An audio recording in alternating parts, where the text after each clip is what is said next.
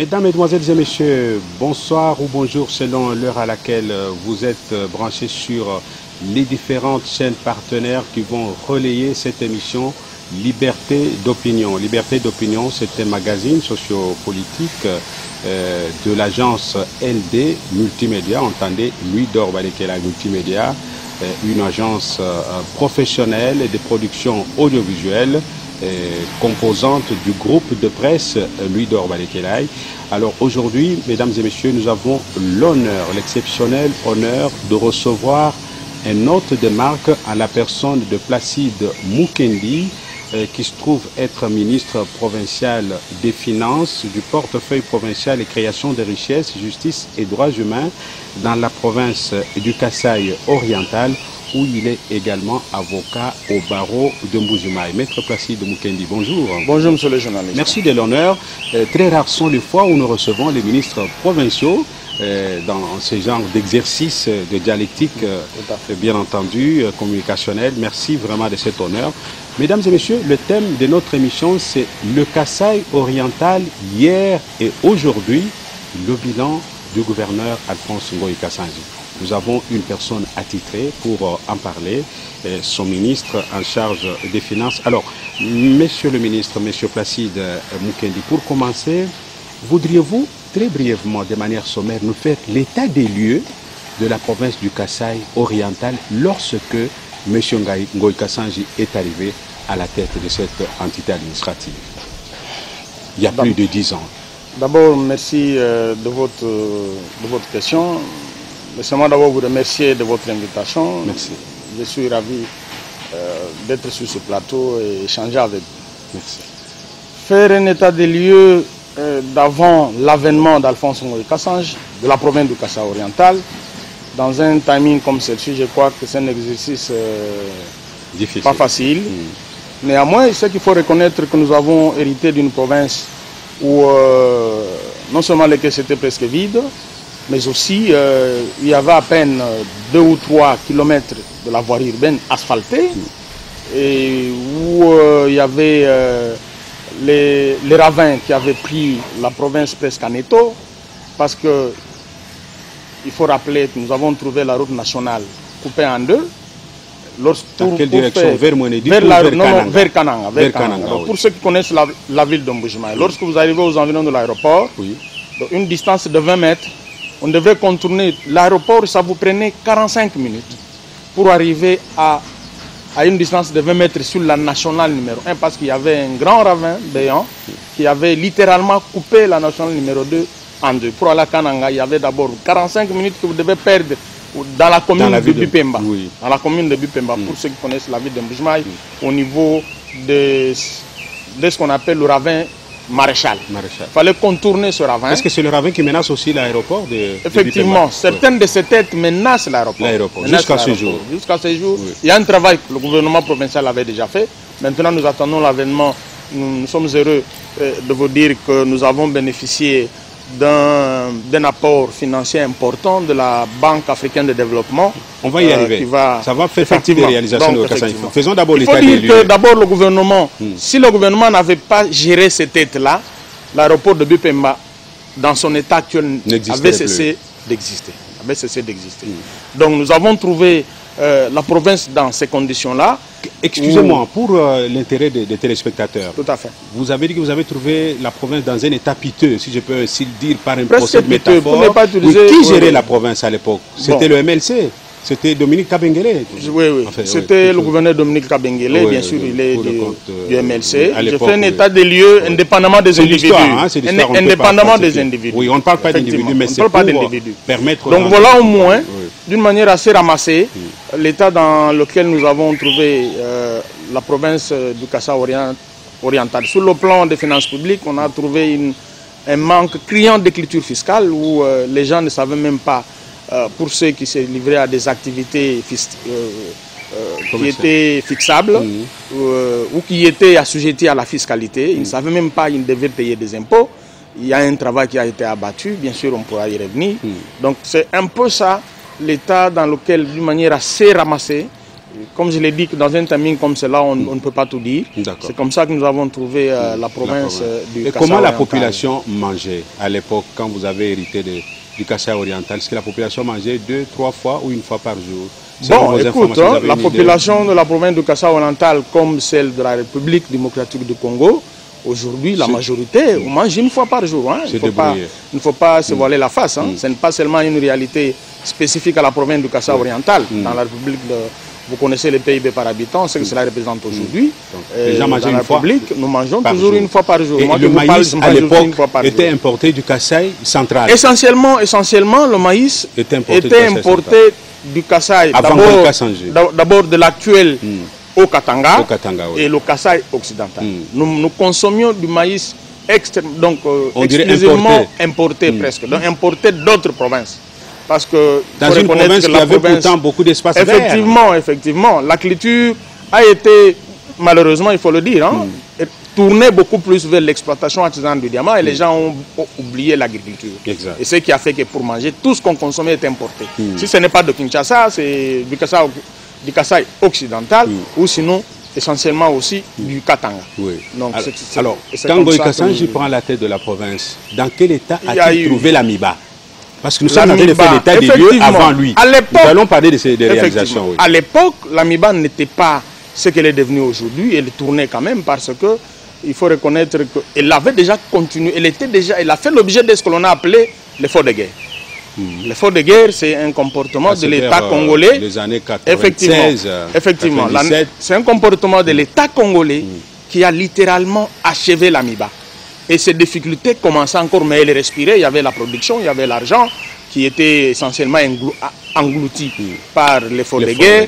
Mais du moins, elle affichait bonne mine. Il n'y avait plus la guerre, monsieur Mukendi. Écoutez, nous sommes en train de parler de l'époque de l'avènement Ngoï Kassanji. Il n'y avait plus de guerre. Effectivement. Il n'y avait pas de guerre. La guerre dont on parlait, c'est la guerre nationale. Souvenez-vous qu'à l'époque, il y a eu d'abord la guerre l'AFDEL, suivi de la guerre, comment qualifier ça, d'agression. D'abord la guerre de, je crois, ce qui est devenu 1 plus 4. Il y a eu RCD Goma, qui a failli même, qui est même arrivé à Kinshasa. Et il faut reconnaître que toutes ces guerres-là, l'AMIBA a joué un grand rôle en termes de financement. C'était la vache laitière de la République. Effectivement, a joué un grand rôle dans cette guerre en termes de financement. Et c'est ce que l'on a appelé à l'époque l'effort de guerre. Ça conduit à la faillite. Effectivement, c'est ça qui a achevé, j'ai parlé du terme achevé, c'est ça qui a achevé l'AMIBA ou qui a placé l'AMIBA dans son état actuel. Voilà. En grande partie, je voulais dire. Voilà. Merci pour ce tableau sommairement peint en ce qui concerne l'état de la province du Kasaï oriental avant Ngoï Kassanji. Ceci nous amène de faire une transition pour parler maintenant de l'ère Ngoï Kassanji. Du règne de Ngoï Kassanji, je crois qu'il a fait plus de 10 ans. 12 ans, exactement. 12 ans à la tête de la province du Kasaï oriental. S'il faut parler de ses réalisations, vous l'avez dit bien dans l'avant-propos, on mettrait une semaine à aborder un aspect l'un après l'autre. Mais aujourd'hui, nous allons brosser d'une manière ramassée, dans l'espoir que nous aurons aussi la possibilité de l'avoir lui-même, le gouverneur Ngoï Kassanji, pour approfondir certains aspects. Alors, en termes de réalisations, s'il faut prendre le chapitre des infrastructures, si une question vous étiez posée de nous dire ce que Ngoï Kassanji a fait à la tête de la province du Kasaï oriental pendant son règne, en termes d'infrastructure, par où commenceriez-vous, M. Mukendi? Je commencerai par les routes. Par les routes suivies bien sûr plutôt des hôpitaux. D'abord parlons des routes en fait. Je vous ai dit que nous avons hérité d'une province. Quand je dis nous, c'est le gouvernement Ngoï Kassanji. A hérité d'une province où il y avait à peine 2 ou 3 km de la voirie urbaine. Et aujourd'hui, nous sommes fiers de vous dire que nous sommes à plus de 22 km de la voirie urbaine. Sous le règne de Ngoï Kassanji. Vous pouvez nous citer quelques... Vous connaissez l'avenue, vous connaissez bien la ville de Mboujima, n'est-ce pas? Je connais Mboujima, je connais Kasaï oriental. On a trouvé juste, vous voyez, au niveau du rond-point Léopard, Kachama. Oui, le rond-point Kachama. C'est là qu'on a trouvé, je crois, 2 ou 3 km, 2 km d'asphalte. Et il y avait encore où, je crois, sur le boulevard, il y avait un travail qui avait été fait par, mais pas de très bonne qualité, qui avait été fait par le gouverneur Okoto à l'époque. On a trouvé que c'était complètement détruit. Et nous avons refait. Je vous ai dit qu'il y a plus de 22 km de la voirie urbaine asphaltée, bien sûr. Quand je parle de la voirie urbaine, c'est asphalté. Je n'ai pas, si je me mets à citer les routes des desserts agricoles, ça va nous prendre du temps, effectivement. Je vous ai dit que pour aller à Kananga, pour aller à Kananga, nous sommes d'abord en ville, on va y aller méthodiquement. Oui. Pour aller à Kananga. Donc, quand vous êtes au niveau, sur l'avenue Kalonji, quand il pleuvait avant l'avènement Ngoïka Sange, il y a l'endroit au niveau du marché Bakwanyanga qu'on appelle l'endroit qu'on appelle Kanyanya. Quand il pleuvait, il était littéralement impossible de passer par là parce que c'était de la boue, c'était des trous, c'était patati patata. Mais aujourd'hui, vous pouvez appeler là où nous sommes avec vous, vous appelez en mouvement et on vous dira qu'il y a des gens, les véhicules peuvent passer librement. C'est asphalté de l'avenue Kalonji jusqu'à l'avenue de l'université. L'avenue université, depuis que moi j'ai connu l'avenue de Moujima, c'est une avenue. Pendant la saison sèche, toutes les maisons qui étaient tout au long de la route changeaient de couleur. Changeaient de couleur. Quelle que soit la couleur que vous avez, dont est peinte votre maison, elle devient jaunâtre ou, c'est pas moi... À cause de la poussière? À cause de la poussière de la saison sèche. Aujourd'hui, cette avenue de l'ancien cimetière de Bakwadianga jusqu'au rond-point Mamaembo, c'est asphalté. Vous pouvez rouler pendant la saison, de plus comme pendant la saison sèche, ça ne pose aucun problème. Et parce qu'on parle de cette avenue, il faut vous rappeler qu'au niveau du marché Bakwadianga ou marché du Bindi, il y a un endroit qu'on appelait, il y avait un ravin qu'on appelait Moumoulomba. Référence était faite à un cadre de l'UDPS qui avait sa maison juste à côté. Alors quand le ravin s'est créé, et le ravin a pris son nom comme le ravin Malachito également, je crois qu'on va en parler aussi. Exact. Et ce ravin a été travaillé, on a jeté un pont. Aujourd'hui, ça fait plusieurs années, à peu près 10 ans, que ce ravin Mouimoulomba appartient à l'histoire. On a asphalté de l'ancien cimetière Bakwadianga jusqu'au rond-point Mamaem. Ça, c'est des choses qu'on n'a pas trouvées. Voyez-vous. Il y a l'avenue Salon. Je vous rappelle qu'il y a un gouverneur. Je vous ai dit que moi, je n'aime pas citer les noms. Un gouverneur qui a travaillé pour asphalter 2 km aussi. C'est l'histoire, oui. À l'époque, les gens jugeront. Effectivement. À l'époque du gouverneur. C'est l'histoire. Ce n'est pas une diffamation. Merci bien, je reviens à vous. Oui. À l'époque du gouverneur Mbala Mwambilabant. Si vous diffamez, quelqu'un d'autre viendra pour un droit de réponse. J'étais bien éduqué, je n'aime pas diffamer. Un avocat prend toujours des précautions. J'ai confiance. Allez-y. Alors, à l'époque du gouverneur Mbala Mwambilabantou, pour asphalter sur l'avenue Salongo. Donc j'ai été conseiller en communication. Effectivement. Vous savez qu'on a dû faire appel aux membres du CPD, le conseil provincial des diamantaires, qui ont contribué, ils ont contribué avec du mazout, avec des fils de bitume, pour faire quelques 3 km. Mais aujourd'hui, cette route-là, du rond-point en fait, Petrombo aujourd'hui, la route, vous pouvez aller directement jusqu'à l'hôpital général du Pumba, sans inquiétude. Maintenant, il y a les travaux qui sont en train de se préparer pour qu'on travaille le ravin, comment on l'appelle encore, le ravin. Vous voyez, quand vous dépassez, vous êtes au niveau des Bobila. Quand vous allez vers Moulamba Ampoy, il y a un ravin là-bas. Il y a un travail qui est en train d'être fait pour pouvoir aussi jeter un pont sur ce ravin-là, de manière qu'on oublie également. Donc, nous revenons maintenant, ça je venais de le dire, sur la nationale numéro 1. Il y a le ravin, on a parlé, auquel on a donné le nom du maréchal. Référence faite ici au marché qui portait le même nom. C'est un ravin qui a pris beaucoup d'années aussi. Beaucoup d'années, nous l'avons trouvé et personne n'y avait jamais travaillé. À l'époque d'ailleurs, vous étiez là, vous l'avez laissé quand vous étiez avec Mbala Mwambilabant. Et quand nous sommes arrivés, grâce à la volonté politique d'Alphonse Ngoïka Sange, ce ravin aujourd'hui appartient à l'histoire. Vous pouvez rouler. Mbalawachi-Tolo, ça c'est récent. Vous savez, c'est un ravin qui est vieux de plus de 30 ans. Dans ces ravins, il y a nos mamans, la commune de Bipemba. C'est l'historique ravin. Qui a englouti, effectivement. Je me rappelle, la maison de ma grand-mère maternelle. Effectivement. Donc à l'époque, je vivais aux environs. Moi, je suis témoin de la naissance de ces ravins-là. Donc il y a beaucoup de gouverneurs qui ont défilé à la tête de la province. Qui n'ont pas pu relever les défis. À un certain moment, les gens considéraient ces ravins comme un fait normal. Et les gens nos mamans pouvaient y tomber décédés à tout moment. Et on trouvait comme un fait normal. Mais voilà qu'il fallait qu'il y ait un homme qui puisse avoir de la volonté politique pour mettre fin à ce rêve. D'ailleurs, quand il a commencé, on a dit non, il est en train de jouer. Parce qu'il faut reprendre il faut rappeler qu'il y a eu la société Safricas, qui était une société célèbre à l'époque chez nous, qui a essayé de travailler sur ce ravin qui a échoué. Mais voilà qu'Alphonse Ngoï Kassange est venu avec les moyens de bord, il a réussi. Là où beaucoup de gens... Il n'y avait pas la contribution du gouvernement central? Le gouvernement central est venu après, quand il nous a trouvés, on a promis de donner un montant. Après la visite du chef de l'État, du président Après Kabila. la visite du chef de l'État. Président Kabila. À l'époque de, il faut le dire, Oui. du Premier ministre Sami Badibang. Oui. C'est quand on a reçu, je crois, un montant de 400 000, on nous a promis la différence qui n'est jamais tombée jusqu'aujourd'hui. Donc il faut connaître qu'avec ce ravin a été travaillé avec les moyens de bord en grande partie. En grande partie. Quand vous venez, quand vous voyez la grandeur, la dimension de l'ouvrage, c'est des millions qui sont engloutis là-bas. Mais c'est des millions nécessaires pour sauver des vies humaines. On peut avoir une idée sur ces millions? Les montants, je ne suis pas ministre de... J'irai consulter. J'irai consulter mon collègue, je crois qu'on pourra en parler. Donc nous avons travaillé sur ravin avec les moyens de bord. Comme il y avait de la volonté politique. Ce ne sont pas seulement les moyens qui comptent en fait. Il faut qu'il y ait de la volonté politique pour y parvenir. Et c'est ce que nous avons fait. Nous avons réussi. Donc vous pouvez aujourd'hui, dans la ville de Mbuji-Mayi, circuler sur l'asphalte à plus ou moins à plus de 70%. Donc à bord de sa Jeep ou de sa voiture, on peut franchir ces lieux-là, arriver dans la commune de Bipemba, dans le fin fond. Sans problème. Moi-même, j'y passe parce que je vous rappelle que là-bas, c'est ma base. Parce que j'ai grandi dans ces quartiers-là. C'est ma base. Mon électorat, en grande partie, c'est là-bas. Et j'ai battu ma campagne là-bas. Donc, de temps à autre, j'allais à bord de ma Jeep sans difficulté. Alors que hier, c'était un rêve. Aujourd'hui, c'est devenu une réalité. Voilà. Donc, voilà au moins... En résumé, sur le plan des infrastructures... Ça, c'est d'une manière résumée.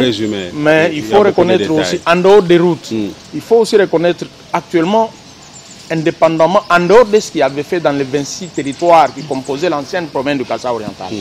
Mais maintenant, dans les 5 territoires qui composent l'actuelle province du Kassa oriental, il y a au moins une école construite et occupée. Il y a au moins un centre de santé occupé. Les écoles. Les écoles. Très bien. C'est très important. Dans chaque territoire, sans compter la ville de Mbuji. Oui. Dans les hôpitaux de référence que nous avons, les hôpitaux généraux de référence que nous avons dans la province du Kassa oriental, on a donné des équipements qui n'existaient pas. On a réhabilité les écoles, les hôpitaux qui étaient menacés. Aujourd'hui, ça prouve que l'État existe. Au regard de toutes ces réalisations, il y a lieu de dire effectivement l'État existe. Parce que l'État n'existe pas seulement pour percevoir les taxes, non. Il faut que l'État existe aussi pour utiliser les produits de ces taxes pour pouvoir faire des réalisations dans l'intérêt général de la population en termes d'infrastructures, en termes de l'éducation, en termes de soins de santé de qualité. Et c'est ça qu'Alphonse Ngoï Kassange a fait pendant tout ce temps.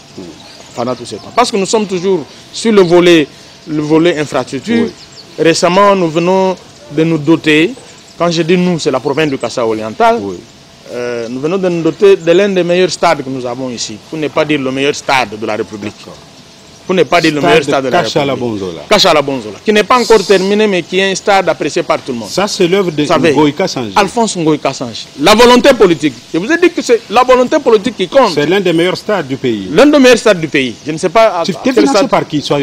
On parle sans tabou. Exclusivement par le gouvernement provincial, avec l'appui de la population. Certainement, le gouvernement central, nous devons le dire, avait promis de donner 1 million, qui ne sont jamais tombés.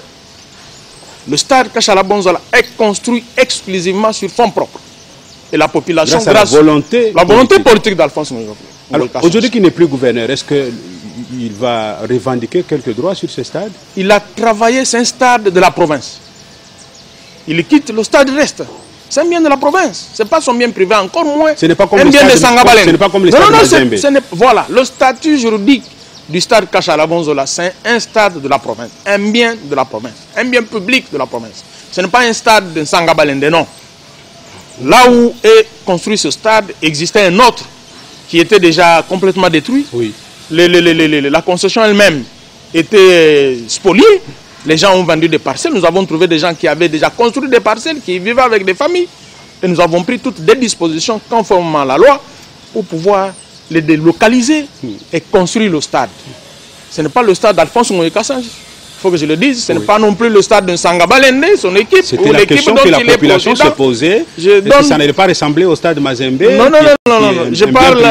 J'ai plusieurs casquettes en tant que juriste. Je vous dis que c'est un bien de la province. Ça c'est bien. Alphonse Ngoï Kassange n'est pas malhonnête pour dire que ce sont biens privés, non. Ça, quand même, je connais le gars, donc c'est un bien de la province. C'est parmi les réalisations d'Alphonse Ngoï Kassange à sa province, à la province du Kassa oriental. Donc c'est un souvenir inoubliable. Inoubliable. Voilà. C'est comme ça qu'il faut entendre l'érection du stade Kassa Labonzola aujourd'hui, qui est un monument fantastique. Quand vous le comparez, vous allez le comparer au stade du 20 mai ou Tata Raphaël, c'est incomparable. Il faut dire que c'est un stade qui aura la toiture, hein, à la différence de beaucoup de stades. Maintenant, qui va achever cette œuvre, cet ouvrage? Est-ce que la toiture est déjà commandée, il ne reste que l'ouvrage. Il faut faire? que celui qui vienne, la continuité des services de l'État exige que là où moi je m'arrête en termes de réalisation, vous venez continuer. Vous venez continuer. Ça. Et la population va nous juger.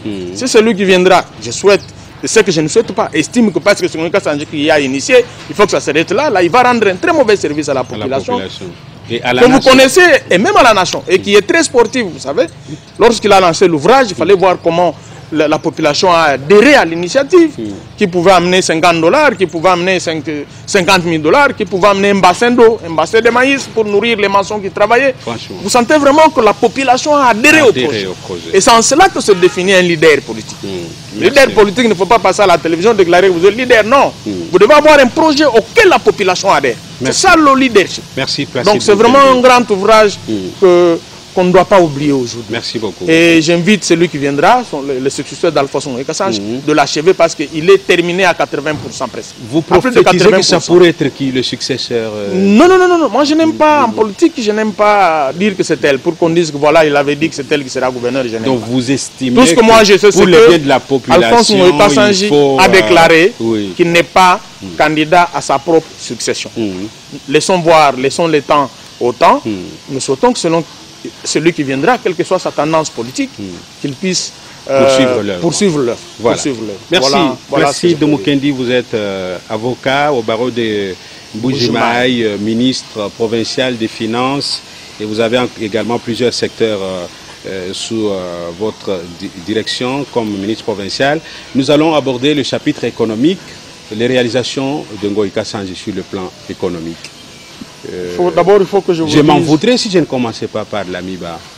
Moi-même, je devais commencer par là. Très bien, les bons esprits, c'est il faut d'abord reconnaître que la chute de l'AMIBA aujourd'hui, c'est un grand fouet à l'économie de la province de Kassa. On dit que Ngoïka Sandjé y est pour beaucoup en tant que, c'est-à-dire quoi? En tant que diamantaire. Ngoïka Sandjé a été géré. Que celui qui a acheté le diamant de l'AMIBA, s'il vous plaît, il avait ses équipes au polygone.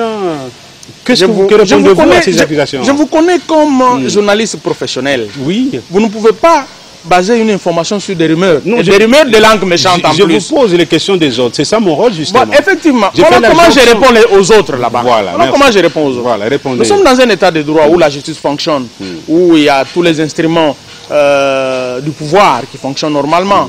Ngoïka Sandjé, pour beaucoup de l'AMIBA, il a envoyé les équipes.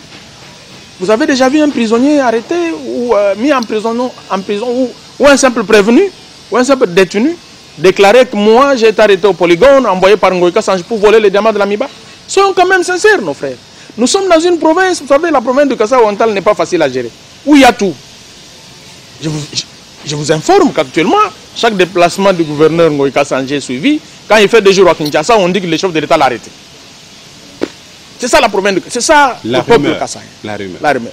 Un professionnel ne peut pas fonder l'information sur la rumeur. Non, moi je vous ai posé les questions. C'est ça que je réponds. Je leur réponds de manière interrogative. Est-ce qu'ont-ils déjà eu connaissance d'un dossier judiciaire avec numéro RMP ou RP ou RC où l'AMIBA se serait plainte contre Alphonse Ngoïka Sandjé? Mais est-ce qu'il n'achète pas le diamant qui provient? Écoutez, Ngoïka Sandjé, c'est un grand homme d'affaires avant d'être gouverneur. Président de la FECODI. Tout ça. C'est pas pour être président de la FECODI, il fallait être millionnaire. C'était des conditions d'ailleurs. Je vous dis que moi qui vous parle, j'ai été conseiller juridique de la FECODI, conseiller juridique du conseil provincial des diamantaires. Si vous n'avez pas de moyens, on ne peut pas vous mettre président. Parce qu'il y a beaucoup de conditions. Il y a beaucoup de conditions, mais la condition, c'est qu'il faut avoir plus d'argent que les autres. C'est comme ça que les diamantaires réfléchissent. Et pour avoir tout ça... Il n'est plus dans la structure. Hein, non. Maintenant, il est au service de l'État. Il y a un autre comité. Il y a un autre comité. Voilà. Est-ce que pour être ça, il faut puiser les diamants de l'AMIBA? Mais que dirait-on maintenant de ceux qui ont géré l'AMIBA? On dit qu'ils ont très mal géré, ils volaient les diamants, ils faisaient ceci. Je ne reviens pas à ce débat-là. Moi, je voulais seulement vous dire, le diamant de Ngoïka Sandjé, les fameux diamants dont on a parlé, vendus en plusieurs millions de dollars, c'était le diamant de l'AMIBA? Là, c'était sous Mzee Laurent Désiré. Mzee Laurent Kabila. Est-ce que après ça, il n'a pas eu un autre diamant? Ce n'était pas le diamant. Non, quand il a travaillé, tout diamantaire achète des diamants, il vend. Il vend. Son travail, son métier, il est acheteur et vendeur de diamants professionnel, des professions. Ça n'a rien à voir avec d'autres considérations. Vous savez, chez nous, quand quelqu'un émerge, quand Dieu le bénit, pour nous les chrétiens, nous disons, il a eu la grâce de Dieu, la bénédiction de Dieu. Mais pour les langues méchantes, il a fait des fétiches, il a sacrifié tel, il a un homme fidèle dans la dîme, semble-t-il. Effectivement.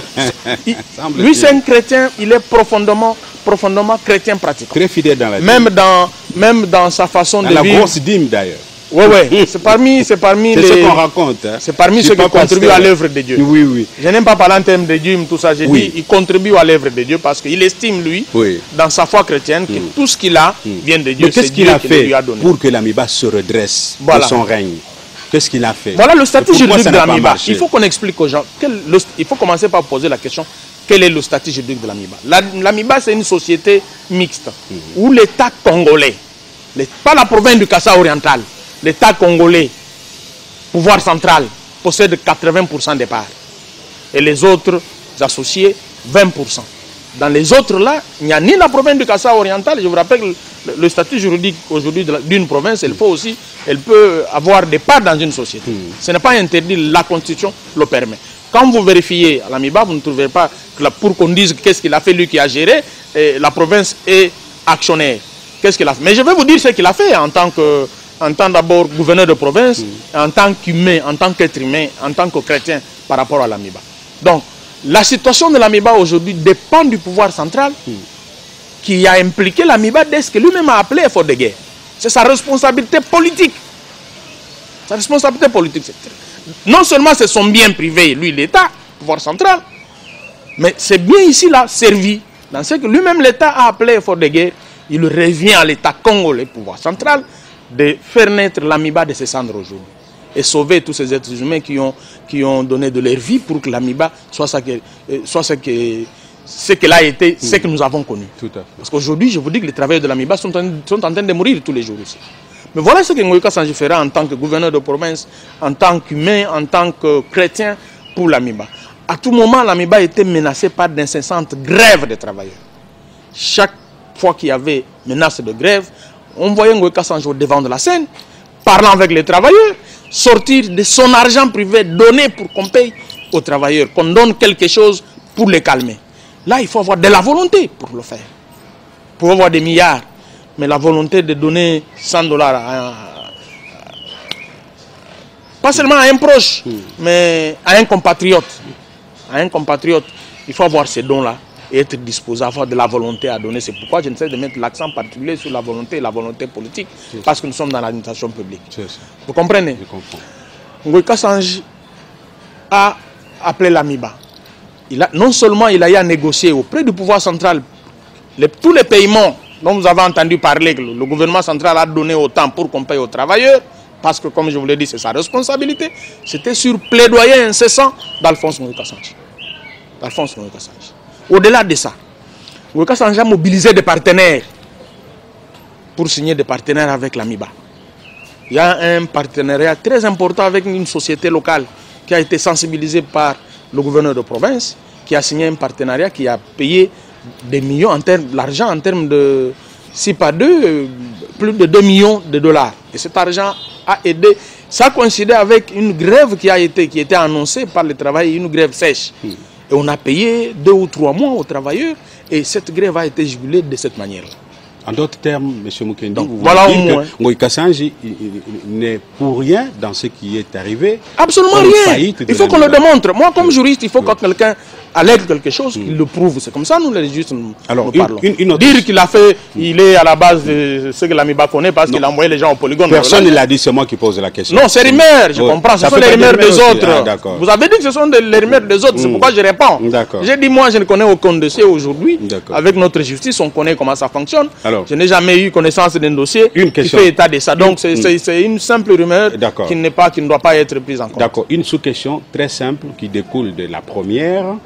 Bien sûr, vous avez expliqué le statut de l'Amiba, mais pourquoi Ngoï Kassanji ne pouvait-il pas affecter tous ces millions qu'il a consacrés à la construction du stade à réhabilitation de l'Amiba pour permettre quand même à cette société, à ses agents de voir l'espoir renaître et d'épargner à des milliers de Kassaïens un exode urbain qui les pousse aujourd'hui à aller vers Lubumbashi, à moto, il les pousse à venir aujourd'hui à Kinshasa.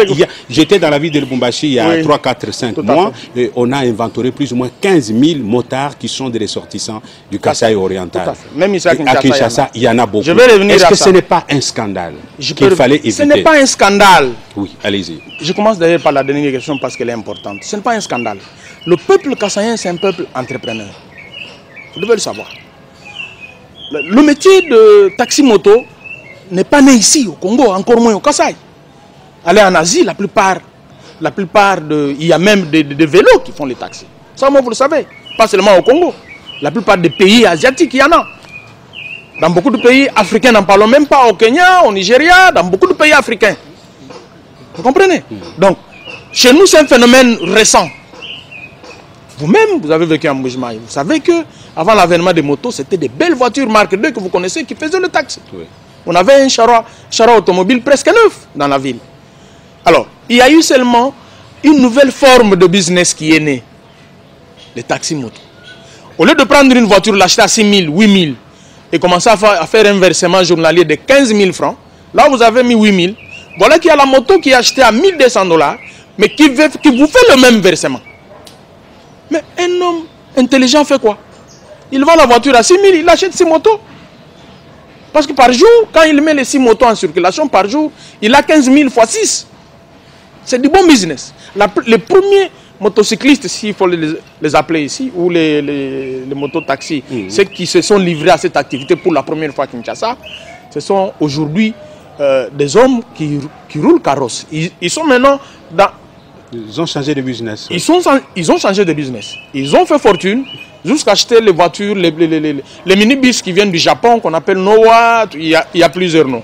Et ces voitures, vous les voyez à Lufu aujourd'hui, c'est du business. Vous les voyez circuler dans la ville. C'est devenu une injure quand même. Non, c'est une forme de business. Un fainéant, qu'un fainéant. On vous appelle Ouéoua, c'est péjoratif. Non, c'est péjoratif pour... Non, c'est péjoratif. Est-ce que Moulouba, c'est une insulte? Moi, je suis fier de l'être, moi. Je suis vraiment très fier de l'être. Quand je me mire, je vois ce que je suis, je dis voilà un véritable Kassaïen. Donc je ne me gêne pas qu'on dise que je suis Moulou. Des Moulous? Oui, oui. Pas des Moulou vantards, non. Pas des Moulou vantards. Mais je vous dis que je suis fier d'être Kassaïen. Oui. Je n'ai jamais souhaité que ma nature change. Oui. Parce que Dieu l'a voulu ainsi. L'homme ne peut pas changer. Nous avons trouvé la banque, en fait, la province avec une seule banque. Parce que quand je faisais l'état des lieux, je ne pouvais rien faire. Une seule banque indépendamment en dehors de la Banque centrale du Congo.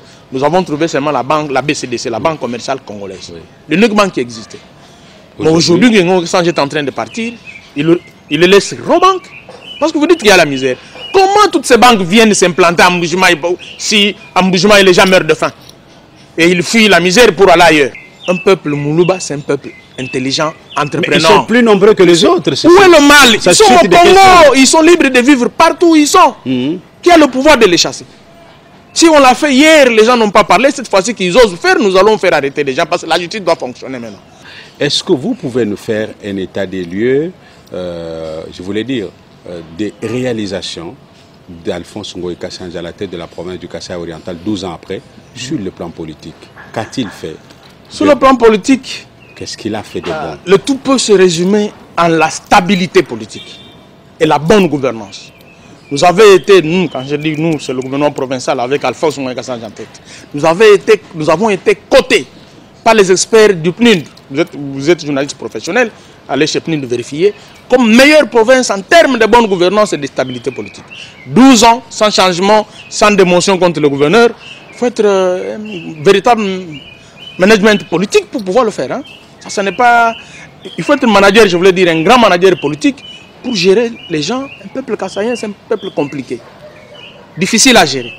De gérer pendant 12 ans, il faut être un grand manager politique. Et nous avons été cotés en termes de stabilité politique et en termes de bonne gouvernance par le PNUD. Même la stabilité institutionnelle aussi. La stabilité politique, j'entends. Donc la stabilité politique, la stabilité institutionnelle s'entend. Exact. Donc c'est pour vous dire que quand la politique est stable, c'est-à-dire les institutions sont stables. Beaucoup de gouverneurs sont tombés du fait de des assemblées provinciales. Beaucoup sont tombés. Il s'est maintenu pendant 12 ans. Parce que il s'est maintenu. Ce n'est pas un grand manager politique. Il semble qu'il est très liquide. Non, je vous ai dit. Donc, est-ce qu'il a aussi corrompu les experts du PNUD?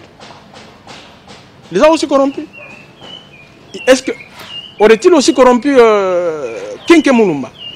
Vous savez, un travail d'intellectuel que Kinka a fait récemment. Il s'est livré à un exercice où il a rassemblé tous les édits de toutes les provinces. Ah, quand il était ministre chargé de relations avec le Non, en tant que chercheur. Ça, ce n'est pas en tant que ministre. Ah, d'accord. En tant que chercheur. Il a rassemblé tous les édits de toutes les provinces. Il a voulu comparer la province qui a produit des meilleurs édits et en quantité importante. C'est-à-dire les édits qui étaient conformes à la Constitution.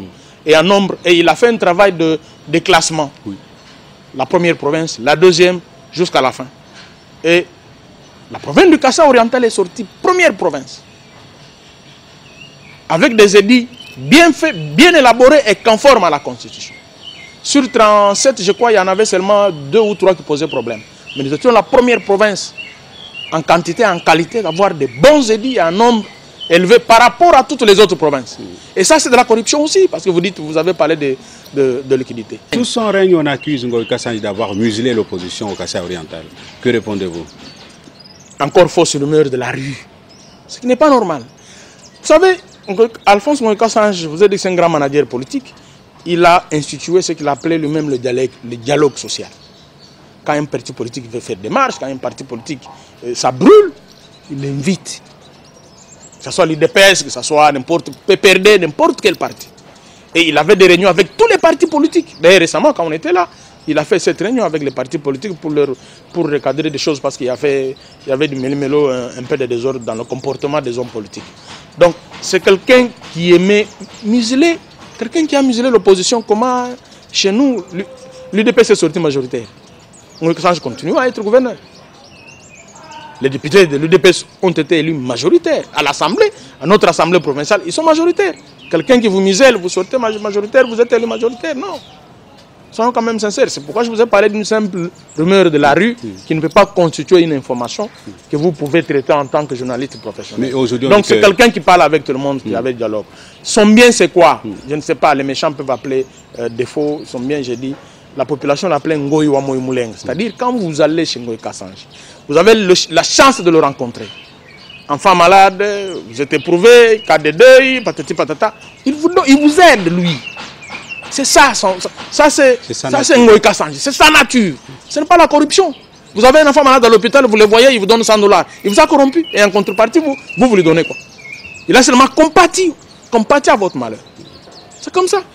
Alors, les gens disent qu'aujourd'hui, Ngoï Kassanji est mal à l'aise parce que le régime Kabila a perdu le pouvoir et qu'il ne peut pas vivre en étant en paix au Kassa oriental, qu'il aurait même fui le Kassa oriental. Bon, aujourd'hui, vous avez parlé avec lui, non? Hier ou hier? Bon, vous êtes à Kinshasa. Quand il vient à Kinshasa, vous dites. C'est ça que j'ai dit. Oui. Non, une façon de vous répondre d'une manière interrogative. Oui. Vous avez parlé avec lui hier. Je ne sais pas où il est. Il est là à Kinshasa. Moi, j'étais avec lui hier, je serai avec lui aujourd'hui. Il peut rentrer à Mbujimaï. Donc, il est sur place à Kinshasa. Nous venons avec lui de Mbujimaï. Oui. Et dans 7 jours, on rentre à Mbujimaï. Parce qu'il a une autre démission de 7 jours. On rentre à Mbujimaï. Donc, il attend faire quelle population d'abord? Il attend faire la remise et reprise avec le gouverneur entrant. Il a dit tout simplement qu'il n'est pas candidat à sa propre succession. Parce que, par honnêteté intellectuelle, on a fait 12 ans, il a dit que c'est pratiquement même plus de 2 mandats dont parle la Constitution. Autant laisser la chance à l'autre. Et c'est ça qu'il a dit. Depuis qu'il y a eu les élections, lui vient règlement à Kinshasa. Vous savez qu'il a des intérêts très importants à Kinshasa aussi. C'est une autre question que nous n'avons pas abordée. L'eau et l'électricité, oui. L'eau et l'électricité. À ce propos, voilà ce qui se passe à Mbujimaï. Le barrage de Tchala. Nous avons un problème avec le barrage de Tchala. Vous savez que l'eau, tout à fait, vous avez raison. L'eau est tributaire de l'électricité. Quand il n'y a pas d'électricité, fatalement, il n'y aura pas d'eau. N'est-ce pas? Qu'est-ce qu'il a fait? La difficulté que nous avons... Je reviens. Je suis en train d'abord de situer la question et puis je commence à vous répondre. C'est un avocat qui répond. Effectivement. Donc, nous avons un problème avec Tchala a été comme barrage construit à l'époque coloniale. Aujourd'hui, ni la technologie, ni le matériel utilisé, ni l'équipement utilisé ne sont plus adaptés. Il faut pratiquement un nouveau barrage. Il a mené un travail de lobbying, un plaidoyer, pour obtenir un financement très important de plus de 60 millions de dollars de la KfW qui doit construire un nouveau barrage. C'est ça la solution d'eau et de l'électricité en Mbujimaï, c'est un nouveau barrage. Donc les études ont été faites. Vos frères à un certain moment sont allés pour déranger ces marchés-là parce que vous savez les histoires de de financement, ce sont des processus. On est en train de vérifier, question de transparence, tout et tout. Il y a quelqu'un qui a écrit une lettre anonyme pour dire que l'attribution du marché de construction a été monnayée. Et ça même signé. Une sorte de tract, une lettre anonyme. Et l'homme blanc, lorsqu'il y a moindre soupçon en cette matière, on stoppe. C'est ça le retard que nous avons connu. Mais il est encore revenu à la charge pour faire voir que c'était une question de mauvaise volonté. Et il n'y a pas eu de corruption nulle part. C'est ainsi qu'on a repris le processus. Donc on est presque à la fin. Je crois que d'ici là, celui qui a gagné le marché va bientôt commencer à construire. Il s'est posé aussi un problème parce que l'unique site que nous avons, c'est Tchala. Il y a l'AMIBA qui parle en termes de sa propriété. Il y a l'État qui dit, dans le contrat d'énergie, les sociétés minières qui avaient des barrages avaient la durée de 50 ans ou 25 ans. Et au-delà, ça devient propriété de l'État congolais. Alors, tous ces débats-là, ça contribuait aussi à freiner un peu l'évolution du processus. Mais maintenant, je crois que tout a été clarifié. Nous sommes en train d'évoluer vers la construction d'un nouveau barrage. Mais chaque fois qu'il y a un problème, si Ngoïka Sanji ne faisait rien pour qu'il y ait l'eau et l'électricité, vous croyez que le chef d'État allait l'appeler pour lui dire, monsieur, demain je vais m'apprendre que tu es à Moujima, il va donner de l'eau à la population. C'est parce qu'il se serait renseigné, on lui a dit que pour trouver la question à ce problème, il faut ce monsieur-là. Et il l'a appelé, il l'a envoyé. Donc, et dans les 48 heures qui ont suivi, nous avons eu des lots. Moi-même, j'ai eu la chance de participer à plusieurs réunions que nous avons eues avec la SNEL, la Régie des eaux et les responsables de la NRK. Et on a donné de l'eau à la population et il y a eu le courant. Avant qu'on puisse terminer, quelque chose m'a échappé. Ce sont les routes et les dessertes agricoles dans le chapitre consacré aux infrastructures. Qu'est-ce que M. Ngoyi a fait 12 ans durant à la tête? Vous savez, du maïs, si Alphonse Ngoïka Sanji n'avait rien fait, les routes de dessert agricole cesseraient d'exister. Et avec elle, la route nationale dans le tronçon compris entre Moujima et Moneditou. Ce sont des routes qui sont régulièrement menacées par les pluies. Les pluies, chaque fois qu'il y a des problèmes, on intervient, on construit. Là où les partenaires interviennent, comme Beseko, il intervient. Mais là où il faut que le gouvernement intervienne, il intervient. Je voulais vous dire qu'il y a aujourd'hui, ça j'allais oublier, nous sommes en train de réfectionner le port de Ndomba. Avec l'appui de la Beseko. Donc c'est vraiment un grand pas pour la province. Parce que c'est une porte d'entrée, non seulement de Kinshasa et les autres provinces de la République, mais aussi de l'extérieur. Ndomba, le port de Ndomba. Quand on a construit l'AMIBA, tout le matériel, le ciment, ça a été importé, centré par le port de Ndomba. Vous voyez tout ce que vous voyez comme maison de l'AMIBA, toutes les constructions, même le barrage, centré par le port de Ndomba. C'est sur quelle rivière là? Ndomba, c'est sur la rivière Loubi. Loubi. Donc ça donne sur du Melengue qui est un grand port, qui reçoit même des grands bateaux dans la province du Sankourou. Et les bateaux peuvent venir là-bas et les bateaux moyens et petits peuvent prendre des marchandises jusqu'au port de Ndomba et ça vient à Moujima, centre Kassa oriental. Nous sommes en train de travailler là-dessus. Et il faut, la route qui quittait la province de Moujima vers Ndomba était complètement inexistante. Pas délabrée, elle n'existait plus. Nous avons créé une route. Aujourd'hui, quand vous êtes sur la route de Moneditou, j'étais là il y a 2 semaines, moi-même j'étais au volant. Quand vous dépassez l'endroit qui est asphalté par Grec 8, mais la partie vous pouvez rouler à 60, même 100 à l'heure, jusqu'à la frontière avec la province de Lomami. C'est au-delà que ça pose problème. Mais de ce côté, ça a été très bien travaillé. Je me rappelle, lorsqu'on était visiter les travaux avec le gouverneur sur la ravin Chamba, j'ai vu un chauffeur de remorque qui s'est arrêté pour remercier le gouverneur. Il dit que maintenant nous roulons sans problème sur la route de Moneditou. Il n'y a que du côté le Mohamed que ça pose problème. Et il l'a dit devant témoin. J'allais oublier un aspect à l'avènement d'Alphonse Ngoïka Sanji. Lorsqu'il a pris le pouvoir, il a lancé non seulement un plan, mais aussi qui était devenu pratiquement un slogan dans la bouche de tout Kassaïen. L'agriculture, priorité des priorités. Il avait même un projet, on ne sait pas où est-ce qu'il a laissé ça. Le problème, c'est qu'il fallait impliquer la population. Quand vous êtes leader, vous ne savez pas impliquer toute la population à votre projet, ça échoue. Grâce à Ngoïka Sanji, j'ai vu les démentaires commencer à avoir des champs. Les chefs de division, les cadres de l'administration publique, tout le monde. Donc, à l'époque, et même maintenant, quand vous n'avez pas un champ, à vous, vous vous considérez comme quelqu'un qui n'est pas un businessman. Comme sur d'autres richesses, ça existe. Grâce à ce slogan. Aujourd'hui, grâce à l'encadrement de notre ministère provincial de l'agriculture, nous savons à la fin de la saison, voilà ce que le maïs, l'étonnage produit au Kassa oriental, indépendamment des importations. Est-ce qu'il n'a pas de regret quand il laisse le stade Kachalo Bonzola? C'est ça l'œuvre monumentale. Je vous apprends que le stade est déjà utilisable. J'espère que vous êtes au courant, non? Si, les matchs 6 jours. Oui, mais le fait... Tout le matériel est là. La toiture est déjà sur place à Mbuji-Mayi. Tout est sur place. Il ne reste que la construction. Tout est sur place. Je me dis qu'il faut... Celui qui viendra, s'il peut aussi construire un stade comme celui-là, on pourra en avoir 2. S'il peut faire aussi des œuvres. Parce que Ngoka-Sange, aujourd'hui, quand il était en province, il dit que ça c'est mon œuvre, ça c'est mon œuvre. Il est calme. Il est à l'aise de le dire d'ailleurs.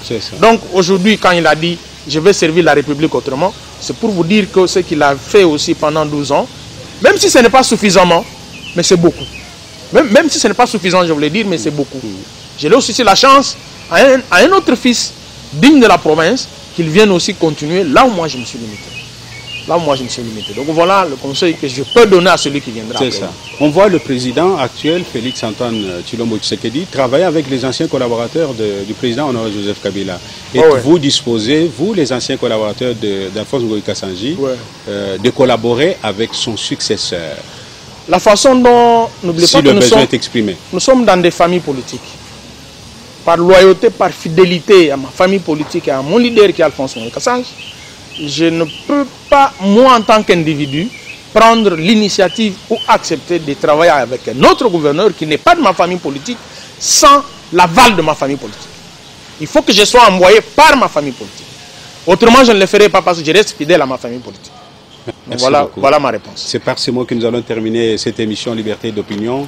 Mesdames et messieurs, merci d'avoir été des millions à suivre cette émission. Si vous avez des questions, posez-les nous à travers WhatsApp, à travers le numéro de téléphone qui s'affiche au bas de l'écran. Visitez également aussi notre site YouTube. Vous allez retrouver cette émission. Merci à vous tous d'avoir été des milliers à suivre Maître Placide Mukendi. Je vous le rappelle, il est ministre provincial des Finances, en même temps en charge du portefeuille provincial et création des richesses, justice et droits humains dans la province du Kasaï oriental. Avec lui, nous parlions du thème le Kasaï oriental, hier et aujourd'hui, le bilan du gouverneur Alphonse Ngoï Kassanji. Mesdames et messieurs, merci d'avoir été des millions à nous suivre. D'ici là, portez-vous très bien. Au revoir. Merci beaucoup, maître.